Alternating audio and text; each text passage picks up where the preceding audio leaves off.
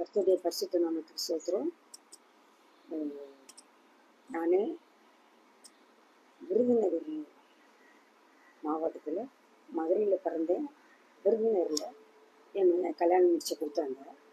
நான் ரொம்ப இந்துவில் பக்தி வைராக்கியமாக இருப்பேன். தெய்வம்னா நான் பார்க்கணும், அந்த தெய்வம் என் கூட பேசணும்னு சொல்லி ஒவ்வொரு கோவிலாக சுற்றினேன். கிறிஸ்துக்குள்ள வந்த உடனே உங்க பேர் என்ன? எங்கள் வீட்டில் எங்கள் அப்பா எனக்கு வச்ச பேர் தமிழரசி. ஆனால் நான் கிறிஸ்துவுக்குள்ளே வந்த பிறகு ஞானஸ்தானம் எடுத்த உடனே என் பேர் கிறிஸ்டின்னு சொல்லி எனக்கு வச்சாங்க. அப்போ பேர் மாற்றமும் ஒரு அவசியமா இருக்கு இல்லையா? ஆமாம். அப்புறம் சித்தி, நீங்க இப்படிலாம் இருந்தீங்க, தெய்வத்தை தேடி ஒரு ஆசையோடு எதிர்பார்த்திருக்கீங்க.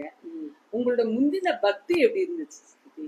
உங்க முந்தின பக்தி, ஏன்னா பக்தி உள்ளவனே தேவன் தமக்காக தெரிந்து கொள்றார், பிரித்தெடுக்கிறார்ன்றதுலாம் வேதத்துல அறிஞ்சிருக்கோம். ஆமா. அப்போ உங்களோட பக்தி எப்படிப்பட்ட? செஞ்சா அந்த தெய்வத்தை பார்க்கலான்னு சொல்லி வீட்டுல வாழையில போட்டு ஐயர்கள் மாதிரி கலசம் வச்சு கற்பூரத்தை ஏற்றி ஏற்றி ஏற்றி அந்த ஒளியில வருவாங்கன்னு 3 மணி 4 மணி வரைக்கும் நைட்டு முடிச்சு வந்திருக்கேன். எப்படி கிறிஸ்துவை ஏத்துக்கிட்டீங்க? அந்த அனுபவம் எப்படி இருந்துச்சு? அதான் அப்படிலாம் இருந்த நாளில் தான் ஒரு நாள் இது எங்கள் உறவுக்கார பொண்ணு, அவள் எங்கள் சர்ச்சில் ஒரு மீட்டிங் இருக்குது வாங்க அப்படின்னு சொல்லி எங்கள் வீட்டுக்கு கூப்பிட வந்தேன். அன்னைக்கு கூட நான் படையல் போட்டு சாப்பிட்டு படுத்துருந்தேன். சரி, சொன்ன மரியாதைக்காக ஒருத்தர் கூப்பிட்றாங்களே, அப்போ அவங்க கனம் பண்ணணும்னு சொல்லி அந்த சீட்டை வாங்கிட்டு அந்த அட்ரஸ் உள்ள அந்த இடத்துக்கு போனேன். அப்போ எனக்கு அது வித்தியாசமாக தெரிஞ்சது. எல்லாரும் இயேசப்பாவை பற்றி பாட்டு படித்தாங்க, ஜெபம் பண்ணாங்க, செய்யணும்னா சத்தியத்தை சொன்னாங்க. ஆனால் அது வரைக்கும் எனக்குள்ள ஒரு பயம் இருந்தது.